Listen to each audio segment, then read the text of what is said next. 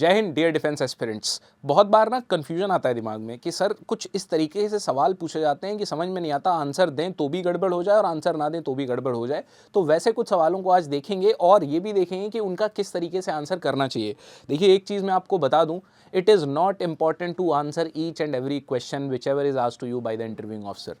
ठीक है, सबसे सेफ जो तरीका होता है, जब आपको कोई आंसर नहीं आ रहा है तो सिंपली से बोलिए कि sir I apologise, I do not know about it, but I am surely going to study about this thing. इसके अलावा आपको ये ध्यान रखना है कि कोई अगर ऐसा आपसे सवाल पूछा जाता है जो आपकी एनालिटिकल कैपेबिलिटी को चेक कर रहा है तो प्लीज़ उसको ज़रूर ट्राई करिए। तो वैसे ही चलिए हम देखते हैं। जैसे देखिए, यहाँ पे लिखा हुआ है why should I recommend you in SSB. Sir because, अब इसमें ना कोई भी आंसर मैं आपको नहीं बता सकता हूँ। आपको अपना कैलिबर पता है, आपको अपना आंसर पता है, तो आपको अपना वही आंसर देना है। Sir because I am a motivated person, I am physically fit and I am mentally tough and I carry that inspiration with me and I have the utmost respect for the armed forces, that is why I feel that I will do justice with the role of a lieutenant.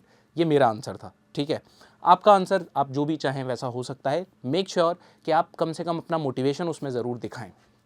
अब देखते हैं, जैसे एक ये question आ गया, भारत का अगला प्रधानमंत्री आप किसे बनता देखना चाहेंगे। अब आपको लगता है सर ये तो पॉलिटिकल सवाल है, इस पे मैं क्या बोलूं, किसी को भी बोलूं किसी को भी ना बोलूं।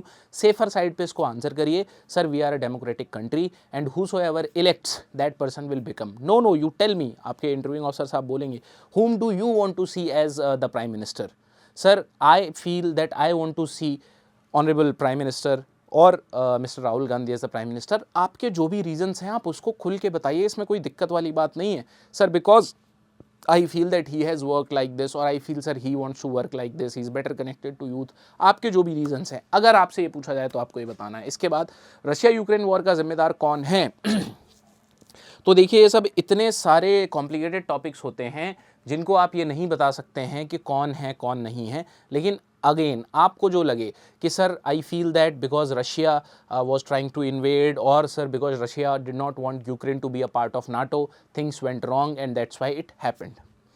नेक्स्ट है, प्रेजेंट टाइम में इंडियन मीडिया को पूरी तरह सच्चाई बताने दिखाने की आज़ादी है।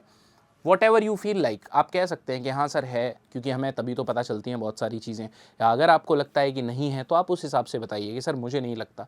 मेरा जहाँ तक आपको सजेशन है एसएसबी में, तो आप यही कहिए कि है, क्योंकि आप हर तरीके के थॉट प्रोसेस को मीडिया में देख रहे हैं।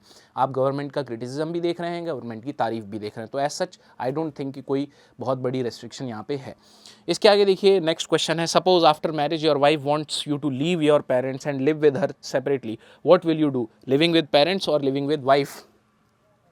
आपका जो भी आंसर हो, आपके जो भी रीजंस हो, क्योंकि ऐसा हो सकता है कि आपके फादर जो है वो एक ड्रंकार्ड हैं, ऐसा हो सकता है। ऐसा हो सकता है कि वो उनकी वजह से कोई प्रॉब्लम है, तो उस केस में सर मैं अपनी वाइफ के साथ रहना पसंद करूंगा, मम्मी को साथ में ले जाऊंगा।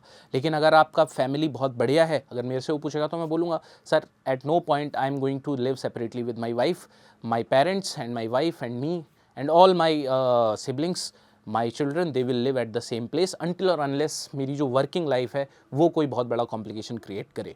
तो इस तरीके के कुछ आंसर्स होते हैं जो आपको अच्छे से प्रिपेयर करके जाने चाहिए और सोच समझ के उनका आंसर करना चाहिए। और for a better preparation you can join us and prepare with us with the team of our assessors to get sure shot success in your success selection board. Thank you so much. Take care. All the very best. Jai Hind.